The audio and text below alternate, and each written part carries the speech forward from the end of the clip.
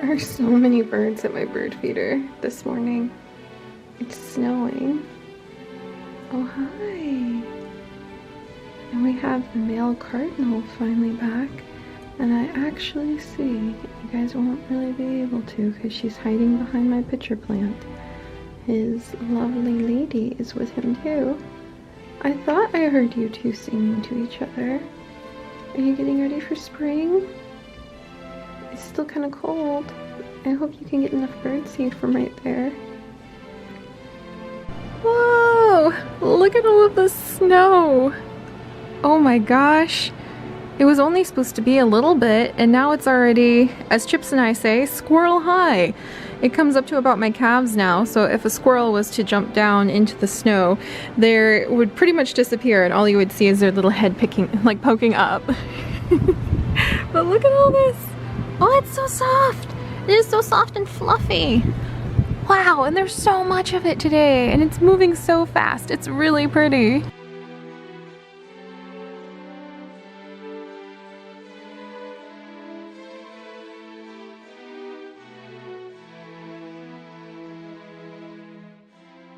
Look at this! It looks like a jungle! Oh my gosh! It has only been another week since we have checked in on the lettuce.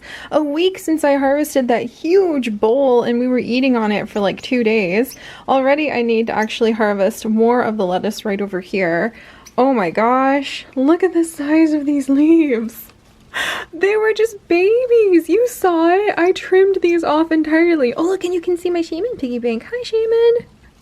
And then you can see our wonderful flowers are starting to get these little buds on them. So we might start seeing, oh, and I think it's coloring up. Do you see that nice orange reddish color coming in?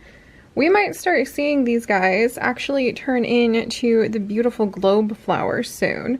And speaking of flowers, the cascading petunias are finally really taking root. This is all one of the seeds. The other 2 seeds didn't quite make it. But the cascading petunia is the slowest out of all of the things that has sprouted. But now that it is starting to get ahead of itself, or like a hold of itself, it's really starting to fill out. So I'm hoping we can start seeing some more growth and eventually petunias cascading down the side. More lettuce over here. Our other little mystery seeds, by the way, need me to get the lettuce back because they can't quite reach the light the way they're supposed to, but they are there too. And unfortunately, no word from our pea pods yet. Guys, Chips got me roses. Chips got me roses for Valentine's Day. It was such a shock. They're a little early because he knew that I would adore having them as soon as possible. Oh, but I love this. I love this so much. It was just so sweet. He came home from a super long and busy day of work yesterday, in from the cold, the freezing northern reaches that is Michigan right now. Snow and sleet and ice swirling around him, and he holds up these beautiful roses. And I just felt my heart just completely explode. It was amazing. But Chips got me some Valentine's roses and they feel really appropriate. I kind of want to just hold them for a little bit, so I'm going to do that. Last week I held a bunch of lettuce, which by the way, as you guys can see, the lettuce is already ready to harvest again. So I'm kind of amazed by that little thing. Once those lettuce little plants get going, it does seem that you can take their leaves off pretty regularly. I'm kind of really excited about the idea of planting more lettuce or even saving up and getting another one of those little arrow gardens and then having it downstairs so Chips can have his little patch of lettuce and we can just constantly be eating lettuce like a bunch of happy little guinea pigs. But it's really appropriate to have these roses too, because I realized something about this Monday. And I will tell you guys about what's so special about this past Monday in just a minute, even though the title of the video completely gives it away. But there's other stuff I wanted to catch you guys up on for this week's discovery vlog, where I just kind of talk about whatever I've discovered about life that makes me happy, that is exciting, that is awesome. And this week, other than my roses, which I am so happy, that took up a lot of my joy journaling last night, let me tell you guys that. But other than my roses, I'm actually really feeling bananas right now. Yeah. And that's because of our stream. That was so much fun. We had a fantastic niche stream. I wasn't really sure like what to do.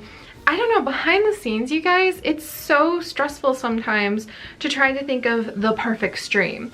And I've been trying to get into streaming more, but I get so nervous. Like, I want to make sure everyone's having a good time and what to pick from the gigantic array of games we play. And Chips did something really sweet and gave me some great advice about what makes a good stream, what makes a good community. He reassured me, okay.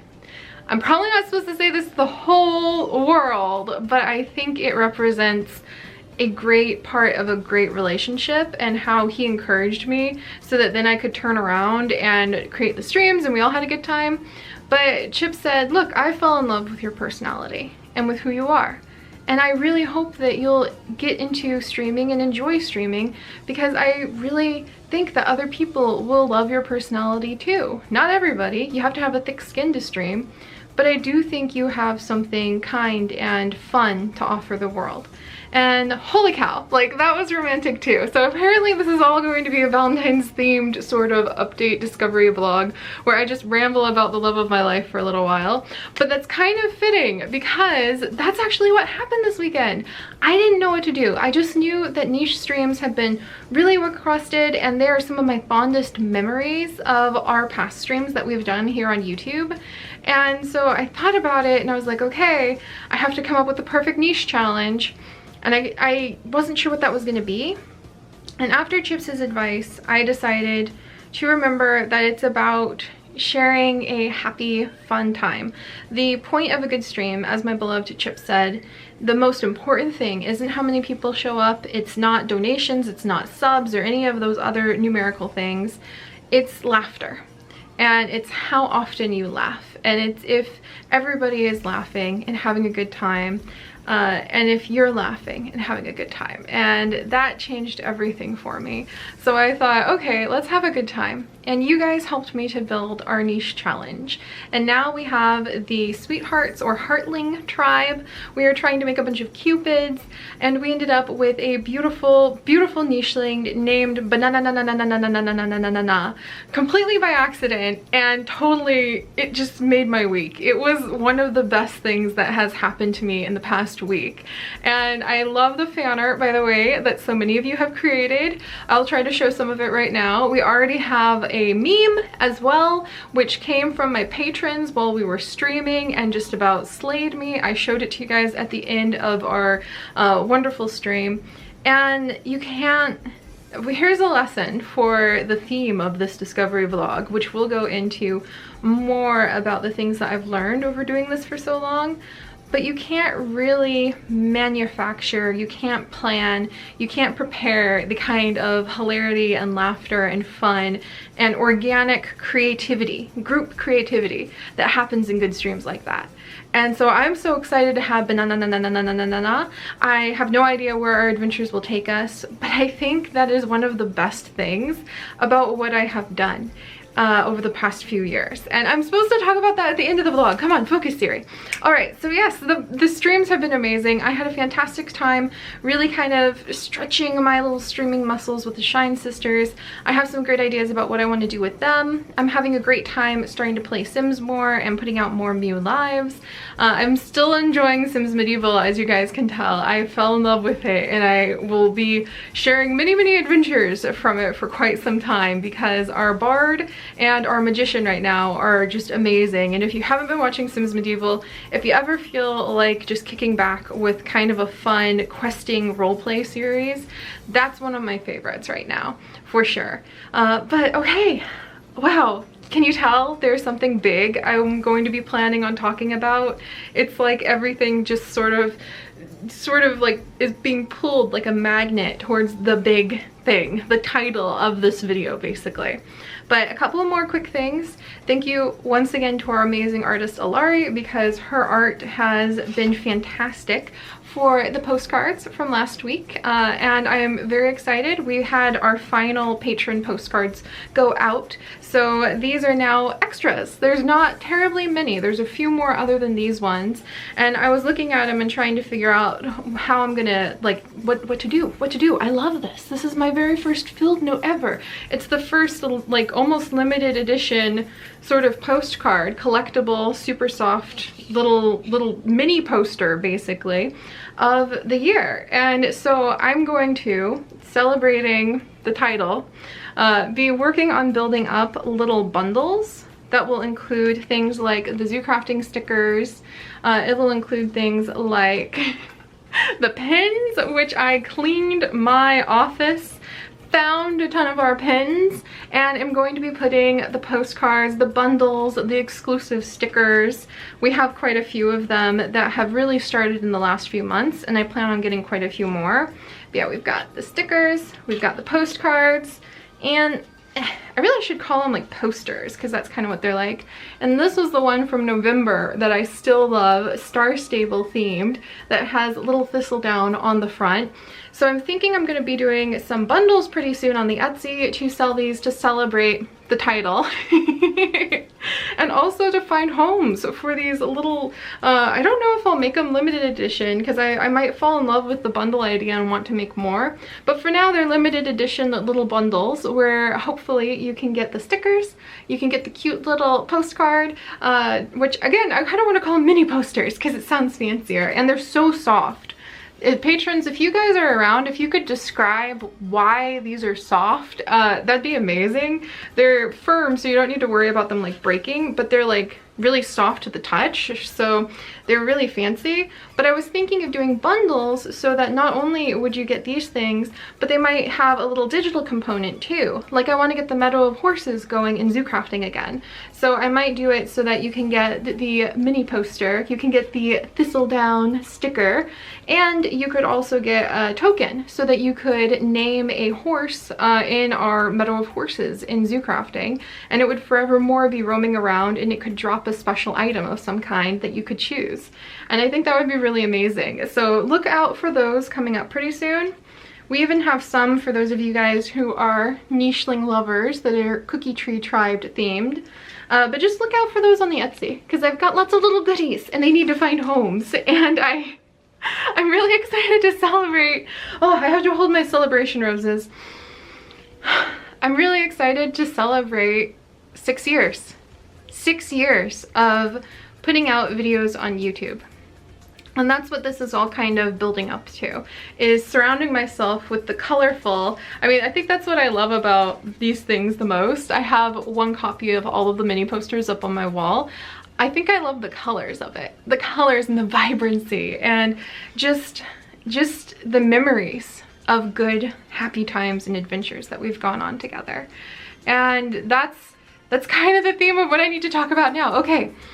All right, celebration roses, let's do this. So yeah, guys, it's been 6 years. It's been 6 years since I have been putting videos out on YouTube, and my journey is very quirky and goose-like. So for those of you guys who don't know, and for those of you who do, one moment while we walk down memory lane. When I first started YouTube, I didn't know what a YouTuber was. I didn't know you could make money on YouTube. I had no idea that there were any Let's Plays on YouTube other than The Sims 2. I was working as a live-in nanny for my aunt at the time.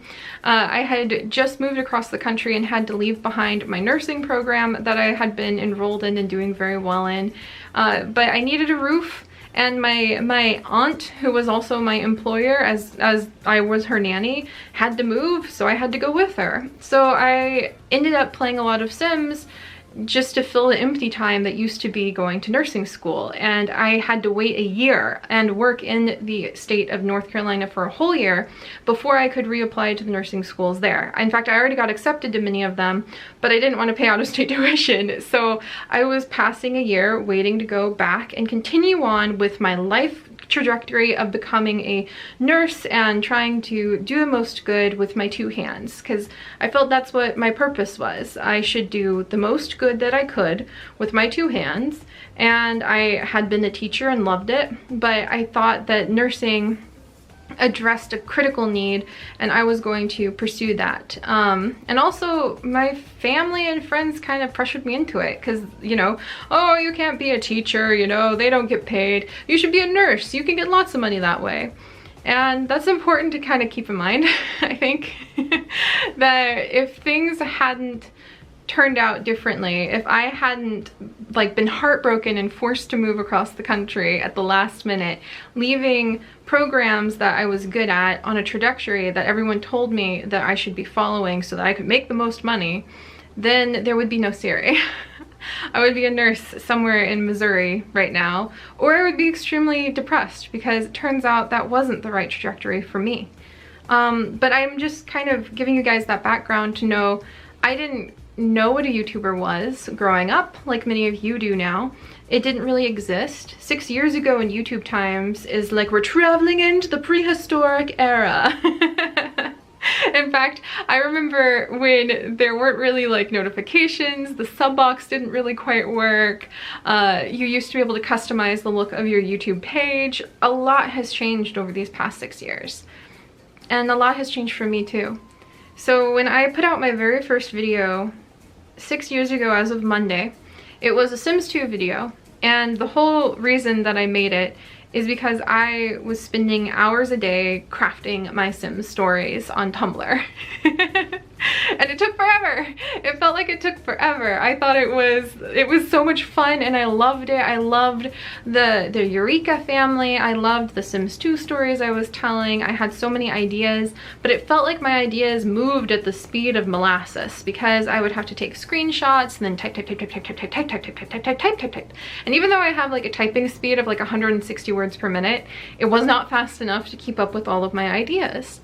I talk very quickly, so imagine that when it hit me, oh, I could just record what I'm doing and why not put it on YouTube like this other person, Jessa. The Jessa channel back then was the first person I saw on Tumblr, and she had Sims 2 videos, and I thought that was so unique. I had never seen a gameplay video before, and I thought, what a unique and convenient way to work better and faster at my stories. It's so much faster just to talk out my stories and explain them without having to take a bazillion pictures and type forever. So I made my very first Sims videos only knowing one person on YouTube who put out any kind of gameplay video, and that was about Sims 2. So I thought this was completely new, this was novel. No one had ever really recorded gameplay before. I had no idea that the rest of YouTube existed in terms of Let's Plays. So that's how it was for almost a whole year. So yeah, 6 years ago, I thought pretty much the whole world was composed of more or less only Sims 2 videos, and it was a very novel concept when I thought, you know, why didn't I do Zoo Tycoon 2? I like that game a lot too, and I dabbled in Rune Factory and other games that I just enjoyed and wanted to share because I liked them and because maybe it would encourage me to complete games and stories that I loved. So 5 years ago, I learned you get paid for that sometimes. 5 years ago, I learned about the rest of YouTube. I accidentally clicked on a suggested video and suddenly the entire sea of Minecraft Let's Plays opened up before me and I went, oh my gosh. What is this game? This is pretty cool once I saw all the mods. And then I realized that some people do this as a career, which was, whoa, that's amazing. And that wasn't my goal, actually. I was still trying to get into nursing school and it was still taking forever, trying to get in-state tuition. And I mean, guys, if one or two little things had gone differently, if one or two of the things that bitterly disappointed me at that time had actually worked out, we wouldn't be here. I wouldn't be holding these roses from the guy that I met shortly after starting my YouTube channel.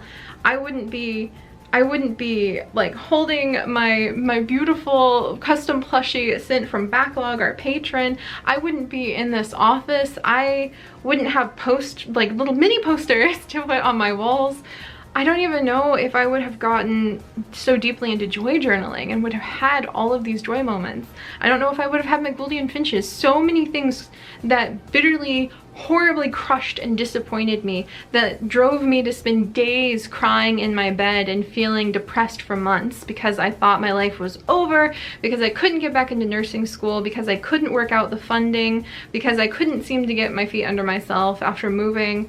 All of those things that were signs of like world-ending failure in my life in my early 20s at that time ended up being the exact steps needed to open up this path. So I think out of 6 years of doing YouTube, I think that's the strongest message I want to give everybody else, is all of the spots of my life that I thought would destroy me, that I thought deserved to destroy me, that I thought meant I was a failure, ended up just making way through the tears, through the depression, through the anxiety, through the doubt, through the unknown, to the amazing fairy tale life that I have right now. Look at me. I look like I'm sitting in a fairy tale. I have beautiful key earrings on. I have a necklace given for my last birthday from the love of my life, roses from the love of my life, happy little birds sound asleep, ignoring their mom, yammering on as always in this cage. I have a giant seashell. I have adorable plushies piled behind me, tons of bird things taped on my wall as gifts from people. All of this is like a fairy tale, and it came true because I just put one foot in front of the next after disappointment after disappointment, and I didn't get too caught up in trying to think life had to go one way. And I took advantage of the opportunities that would kind of like nudge themselves at my feet, even when I wanted to pretend life was over. And here I am. So that's the most important lesson I think I want to give you guys from this story.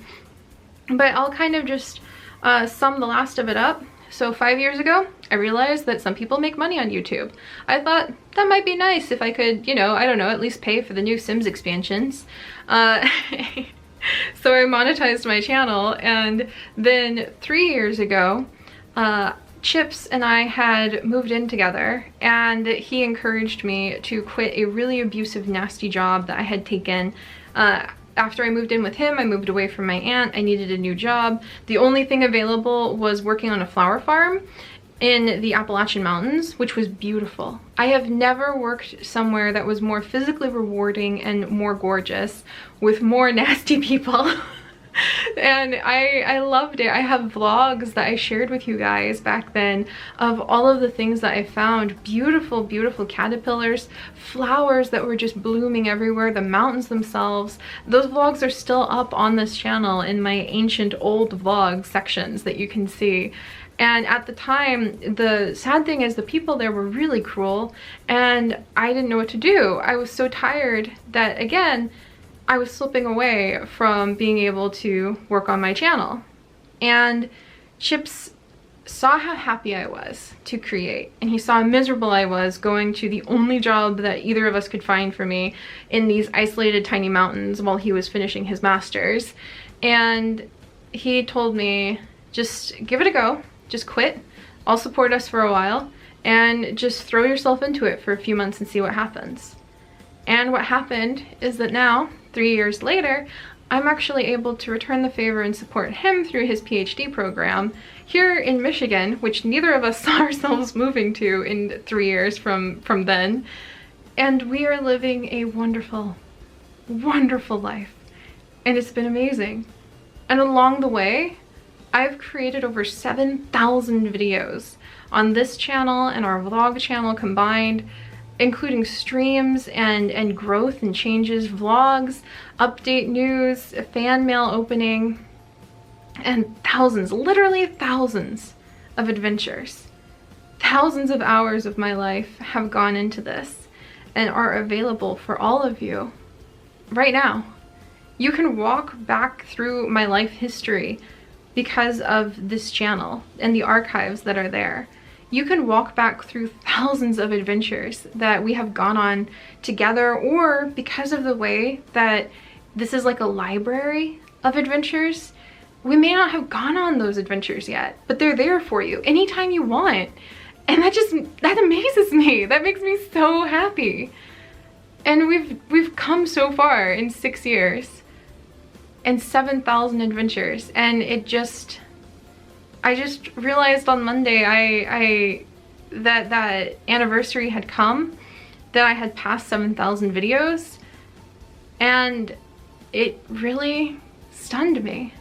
Okay, so I got a little emotional. I had to kind of like work through that, but come on, it's the last 6 years of my life.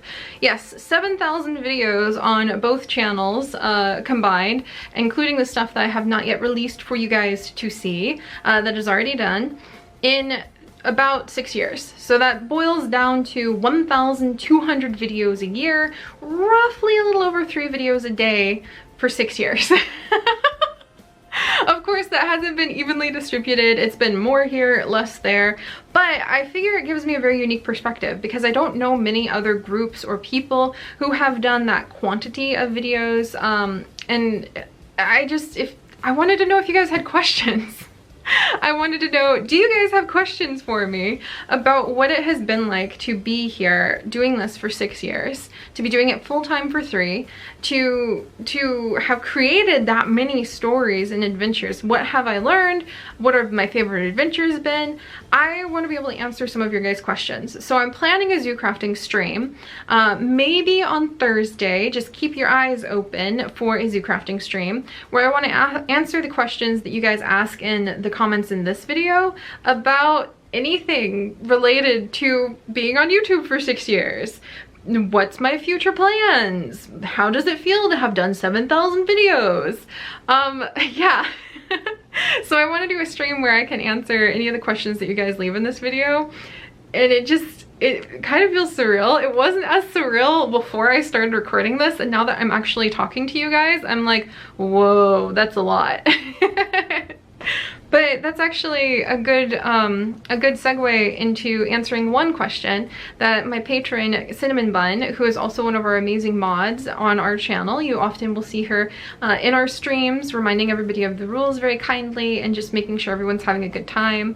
But Cinnamon Bun asked me on our Patreon Discord, how does it feel to have done that many adventures? And my very first like immediate response to that was like, I'm just getting started.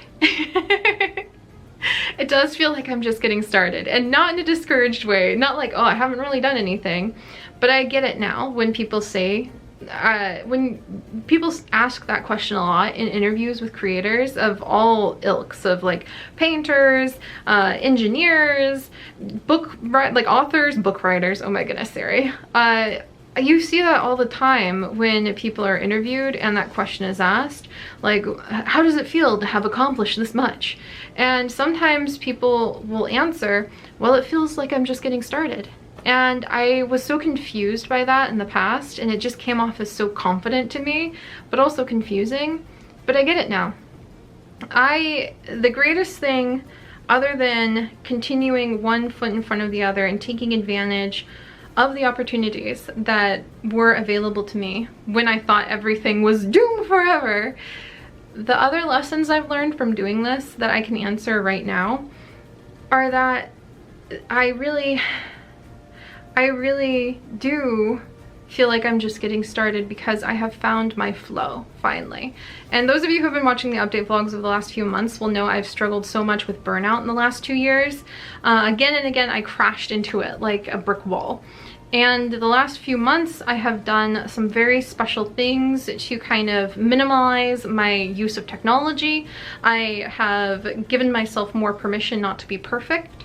I have given myself more permission to focus on the things that give me a lot of intrinsic personal happiness and value, instead of just trying to chase after like answering all the things that people request in comments or demand or send threat letters to my PO box about. And it's been changing my life, and so many people talk about that. Oh, you look so happy now, Seri. And also, I feel like I'm back in the flow. And any of you guys who have ever created and have been in the flow know what I'm talking about and know how good it feels. That feeling where you feel like you are working with your creativity and your joy mixing together, and then going to the edge of your skills, and you are developing yourself. You are becoming better at what you do, not for some external way, but because it's just the natural result of showing up and being able to mix together your joy and passion and love of what you do, the skills that you have for what you do, and your ideas and inspiration. All of those things mixing together help to put you in a state of flow that is just joyful presence, and I love it. And that's how I feel about creating. So you may go like, 7,000 videos is a lot, Seri. Do you feel like wrapping up anytime soon? Well, I used to have a goal of making 10,000 videos and then being like, yay, I completed my YouTube channel. But I don't really feel like that anymore. I still want to complete 10,000 videos before Chips graduates with his PhD, because I told myself I'm gonna work that hard on my channel because he's working that hard on his PhD. And I still think that's good, because working from home and working for myself, you really do have a lot of flow over your time. And so that's my friendly way to kind of stay in competition with him, of making sure that I'm still working on projects every day, of making sure that I'm still putting my purpose forward. And it feels great. It feels really great. So I do look forward to 10,000 videos.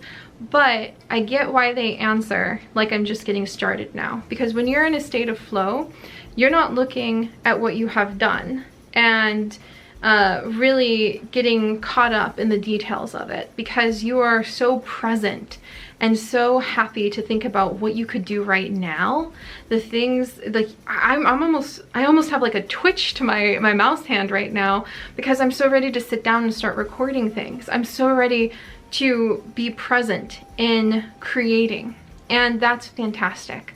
So I think that that's definitely one of the best things that has happened to me. But again, it's been a very recent discovery. I'll talk more about that on the vlog channel, or I can answer your guys' questions if you have more specific questions about it in the stream that we'll do to celebrate 6 years and 7,000 videos. But being in a state of flow and present, and that took a lot of personal work at setting boundaries, at being able to just define what success is for myself. All of those things have made this amazing happy life, and that's probably the greatest gift I have gotten from 6 years on YouTube and 7,000 adventures so far. Other than the fact that I don't have to worry about purchasing groceries anymore, which took a few years, but having grown up extremely poor where that was a constant strain, this is very wonderful to be able to like buy an orange whenever I want. This is bliss. And that actually leads me into the last thing that I wanted to tell you guys, less goosey and more as a very elegant sage, giving you advice from her life, muse little snippets. And instead it's all just kind of bubbled out because I'm so excited, and there's just so much like, whoa, going on now that I'm actually speaking the words out loud. But the last thing I really wanted to say about what have I learned from doing so many videos, what have I learned from 6 years on YouTube and 7,000 videos, is that when I define my own success now. And I didn't always do that, and that's why I burned out. I thought for a while, and I think that everybody can understand this to some level, that if this was going to be my job, I had to meet the metrics of success. Like, so many of you, especially the younger groups, right now, what do you think being successful on YouTube means? Like, seriously, type it in the comments. I am desperate to know that unbiased, untouched answer. I want to know, what do you think a successful YouTuber is? What does it mean to be successful on YouTube? What should a YouTuber do? Like, those kinds of questions are things that I ask myself all the time, because you have to get up and figure out why you're working. What is your purpose? We need a purpose in order to be able to really be happy. And for so long, that answer for me was that I needed to meet the external metrics of success, and they're everywhere. You can't look at this video without seeing them. Look at my name, there's a number next to it. Look at this view, like the view counter, there's numbers there. Look at the likes and dislikes, there's numbers there. There's plenty of external expectations and external measures of how good Seri is available 24/7 on YouTube.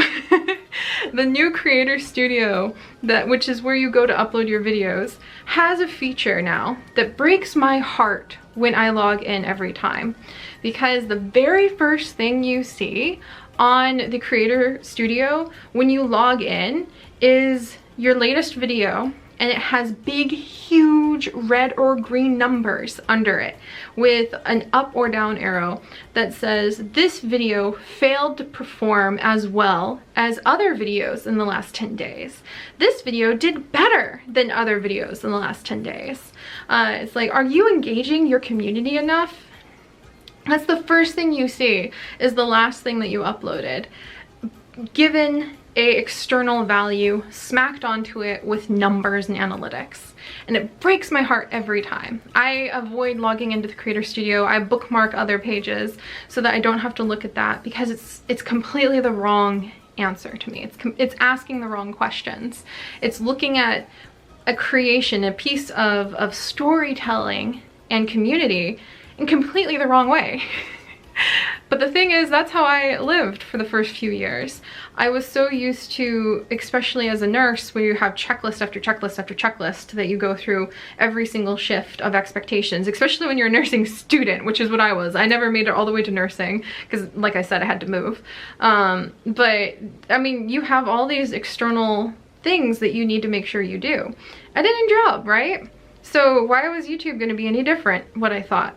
So I thought the goal was to become successful, and successful meant lots of subs, lots of views, high analytics, more and more. And that is what led to my burnout. And then after a while, I was like, okay. I don't want to focus on becoming popular. I don't want to focus on sub count. I don't want to focus on view count. I just want to make people happy.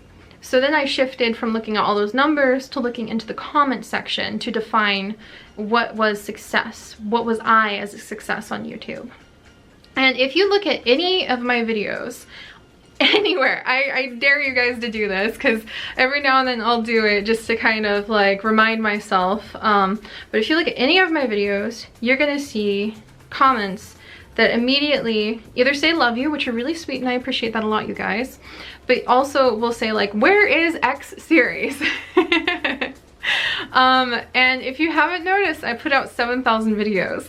That averages to, like I said, over 3 videos a day. That's a lot. That's more than pretty much anybody else I know. There's only like 3 or 4 other people I even know of who are people who don't have any editing team, don't have a crew. They're just me, myself, and I. I only know like 3 or 4 other people who come close or surpass that number.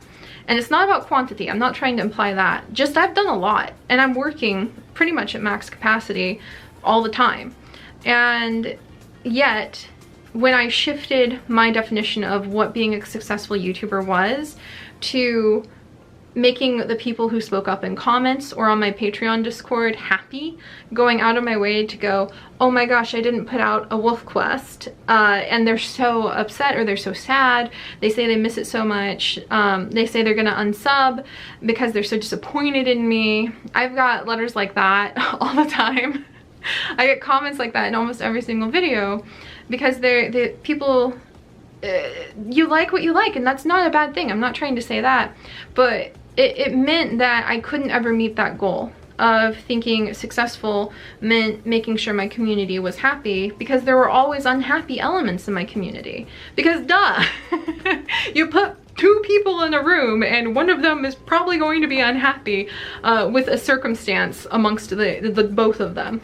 You put 300,000 people in a community, and yes, there's going to be unhappy elements, but it was so hard to accept. So that was my latest burnout. And now, finally, the end of the story, the end of this big ride, is that the last few months I have allowed myself to decide what is success for what I do. And that has spread into accepting my own version of success through my entire life, and it has changed everything, and it has been amazing and wonderful, and I'm gonna cry. But it was really scary because it's so much easier to look at the numbers and say, oh, I am successfully doing my job, my career, my vocation, the thing I want to create. I want to storytell, and I am in a unique fairy tale position where that can feed me. So at first I thought that meant I should tell the stories that would be most popular to earn more money to feed myself. And then I realized, well, after I have enough money to feed myself and a bit to put in savings, and I want to shift to something less popular, why am I beating myself up for recording Sims, even though I know it's less popular, just because it won't make as much money? And why am I beating myself up about that if it makes me happy? So that's kind of a weird segue, but what I'm trying to say is I had to get off the ride. I had to get off the ride of more. I had to get off the ride of thinking more was better. I had to stop thinking more subs. I had to stop thinking more views was always better. I had to find my place of enough. Enough is being able to feed Chips and I. Enough is being able to put a little aside in case YouTube goes down so that I will have some time to find a new job without putting strain on Chips and I. And past that, if doing more upsets a balance of a happy life, I had to ask myself why I was doing that. And that is a huge, complicated, messy issue that clearly deserves its own vlog.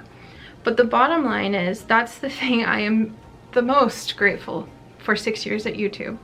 I am, again, grateful for those burnouts. Remember the beginning of the story when I told you guys how I'm grateful for all those times that I thought my life completely imploded and I was an utter failure? I've flunked out of college 3 times, my friends, because I was either depressed or in a very terrible, horrible, abusive relationship at the time. And I've had plenty of opportunities to feel like a complete failure and to feel like it would not get better. And yet, because I kept also having plenty of opportunities for new opportunities, and I put one foot in front of the other and went after them, I'm here at my fairy tale life. And so what I'm trying to say about success is that when I lived thinking that success was the numbers on YouTube, the way people say, oh, they made their 1 million subscriber button, or look at how many views that video got. I see it in my comments all the time, especially from very, very young viewers who will be like, oh, Seri, it's so sad that you don't have a lot of views. You're just not popular anymore. I guess you'll have to quit YouTube now. And it's like, no, not remotely. What I'm trying to say is I stopped looking at the numbers now. I actually have some special extensions on Chrome that hide them so that I don't see my sub number. I don't see my view counts. I don't see my likes and dislikes.